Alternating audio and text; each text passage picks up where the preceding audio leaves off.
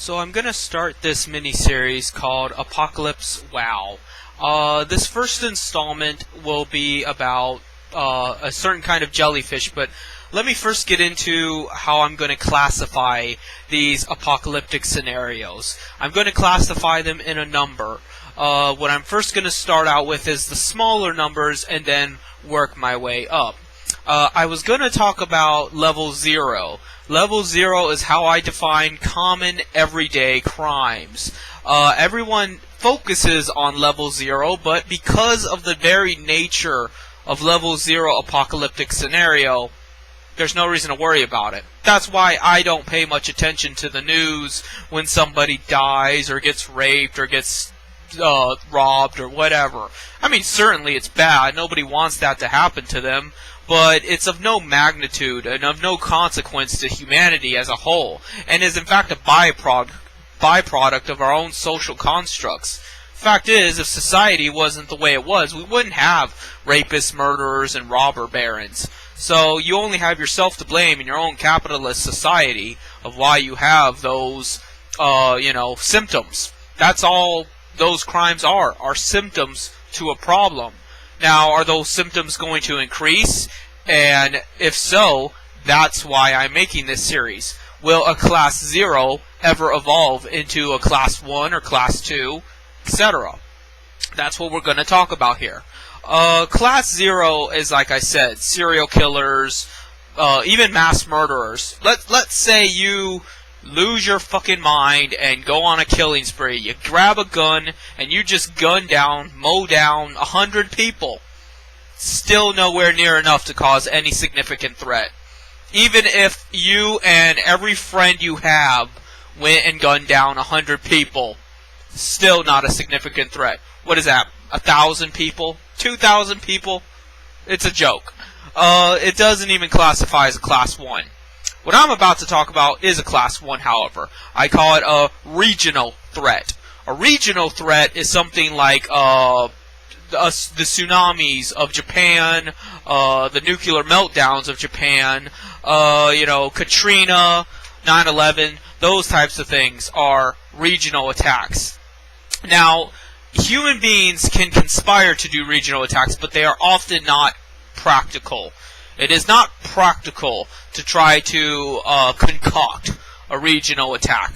And that's because, given the nature of humanity, they'll just jump right back up. While indeed, I'm sure there are many institutions and many cults and religious zealots and things that would love to cause a level 1 catastrophe, it just doesn't seem like it's going to happen. More than likely, it'll just be a level 0 under the guise of level 1, and then they will, make new laws to combat terrorism, blah, blah, blah. People get more paranoid, and yes, it sucks for the rest of us, because now we gotta get our balls checked out at TSA points, and, they stick their hand up our asses because we might be hiding something. But in general, mankind will not cause a level 1 catastrophe, even though they are perfectly capable of it, clearly. I mean, if you look at the weaponry we have, a Class 1 catastrophe is just not all that hard to do. Even a poor man could do it if he really wanted to. It's just not in our nature. The elite do it in order to gain control, not disaster. Mankind naturally does not want to kill one another, they want to control one another. And in fact, it's people that don't want to be controlled that end up doing the killing. So, on that note, what then would be a level 1 catastrophe that isn't the likes of an earthquake or something like that? A super earthquake or super volcano eruption would border on level 2 catastrophe, which I will get into the next video. A level 1 catastrophe is limited to possibly a city, even a state, let's say the entire state of Texas, or something like that. It's a lot of people, but it's something that could theoretically be controlled. It's something that could theoretically be contained and quarantined and prevented from infecting the entirety of mankind.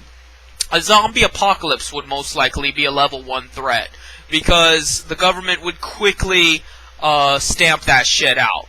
They would quickly, just cut off all ties to that borderline. They would just seal up that entire area, and depending on how quickly it was spreading and how it was spreading, why it was spreading, more than likely it would either end up a city or a state, etc. But I'm not going to get into the improbabilities of a zombie apocalypse. There is something much more realistic that can happen, and it's actually something that is a Class 1 now, or at least potentially a Class 1 now, and could evolve into a Class 2. Right now, though, it's more like a Class 0. But I'm going to mention it because very easily, just anyone, you viewers out there, could make it into a Class 1. It is called the Irukandji jellyfish. The Irukandji jellyfish is possibly one of the most potent venomous octopi ever. They're very tiny, like 10 millimeters in height. I mean, you would not see this thing coming. And they circulate the ocean, and their venom is so terrible that you will literally go insane from pain. There have been stories of people scratching their skin off, trying to just get the pain to go away, to get at that venom. There have been cases where people have gone into comas from the pain, only to be screaming while they're in their coma because they're in so much pain. This venom specifically attacks the neurons in your brain and in your entire body that trigger the pain response, and then exemplifies them, and it just raises the volume of them up by 11. So imagine the most painful thing you ever felt, what your brain considered to be the most painful thing you ever experienced, and now just imagine that the volume's all the way up to the top. However much pain you are capable of feeling, this jellyfish will make you feel that, and perpetually feel that. It doesn't go away, it doesn't subside. There's no kind of drugs they can give you to try to get rid of it. The only thing they could possibly do is knock your ass out, because your brain thinks you are in pain right now. And even when you are knocked out, your body still will respond as though you are in this immense pain. Now, knowing that, how is that a Class 1? I mean, sure, it's bad, but unless you encounter one of these jellyfish, it's only just a bad luck, right?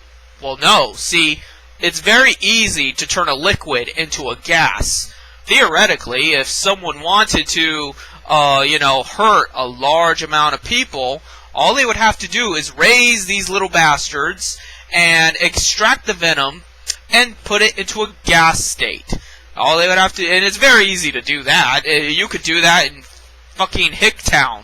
So you raise a big tank of these guys, you extract their venom, and you put it into a gas form, and then you have these octopi venom gas bombs. And then you decide to start just throwing those around in largely populated areas. And what do you have? Chaos. Pure, unadulterated chaos. You have people that aren't technically dead. They're not technically going to die. I mean, they might die because of the panic and the just overall madness of it all.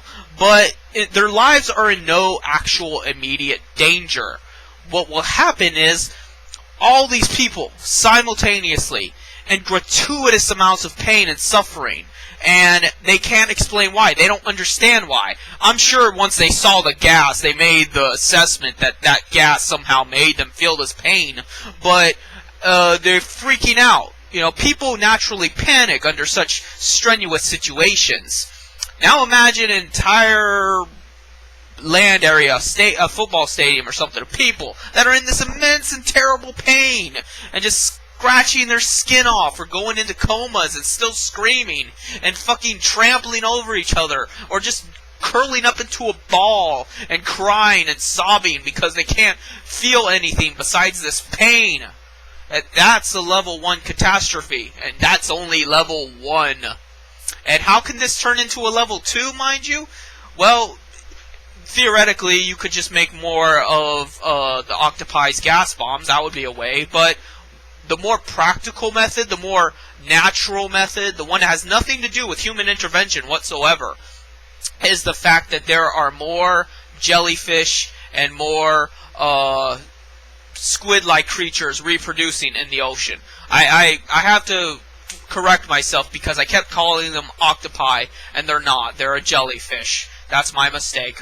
But the point here is that because the oceans are warming, because global warming is true, it is just a breeding ground for jellyfish. Because where there is warm depth, there is plankton. And jellyfish love to eat plankton. So, not only are the jellyfish in an environment where they're well fed and they have lots of food and they can reproduce and they can have big old sex jellyfish parties and, you know, make all these jellyfish. They're getting naturally bigger because they have more abundance of food. So think about that. Think about that jellyfish, and now think about it, instead of being 10 millimeters long, it's a few centimeters in height, maybe the size of my pinky. Imagine how much more venom he would have then. Now imagine this pinky-sized jellyfish with the ultimate pain poison swimming around, and there are like a few more billion more than usual. That is a Class 2 scenario. A scenario that could easily happen. It doesn't even have to be because of global warming. Let's just say it was particularly warm that year. Just because, like, a lot of people think that it's the natural cycles. Well, even if it's a natural cycle, the end result is still the same. More plankton, more jellyfish. So in turn, that means more of these little guys. And more of these little guys means more than likely you won't be able to go to the beach. You might want to replan your summer vacation. So that's the scenario here. The scenario of how easily a twisted motherfucker could not really kill you. Anyone could kill you. You could die tomorrow by just jaywalking and getting hit by a car or something. No. There are people out there that could make it to where you not just die, but you die in the most literally painful way imaginable. And think about that. And now think about how easy it is to do that. Somebody with even grade school level of scientific intelligence could construct a mechanism that could make you feel such immense pain that you would scratch your own skin off or continue screaming even as you passed out. And that's not even the worst it can get. The worst it can get is these creatures multiply by themselves, making the water uninhabitable. Because guess what? They're going to sting other fish. Billions of fucking fish are going to float up to the surface of the ocean dying because, they're getting stung in that immense pain. Fish feel pain too. So then they die, and all that rotting corpse breeds disease and pestilence and more death. And it's just a continuing cycle. So this is why I have to make a part 2. Because they all systematically link to one another. You know? All it would take is that level 0 to have their jellyfish orgies to turn into level 1. And then from level 1 they turn into level 2 and so on. So I'm going to see if you guys like how this is turning out. If you want to hear about this. If you don't, I'll just drop it. Because I personally would like to see this turn into a Discovery Channel type show or something. I mean, I know I'm not as articulated as the guys on Discovery Channel probably would be. And I could probably word it a lot better. But in general, I want to get that out there. There's a lot of Cracked Magazine articles that exemplify what I'm saying here and make it obvious. But yeah, basically I just don't think there's enough doom porn out there. And, the Glenn Beck doom porn of how, our country is ruled by Islamic fundamentalists and communists, that's all well and good. But it's just not enough for me. That's not hardcore enough for my doom porn taste. So, tell me what you think. Leave a comment in the comment section. Like it, dislike it, whatever. See you later.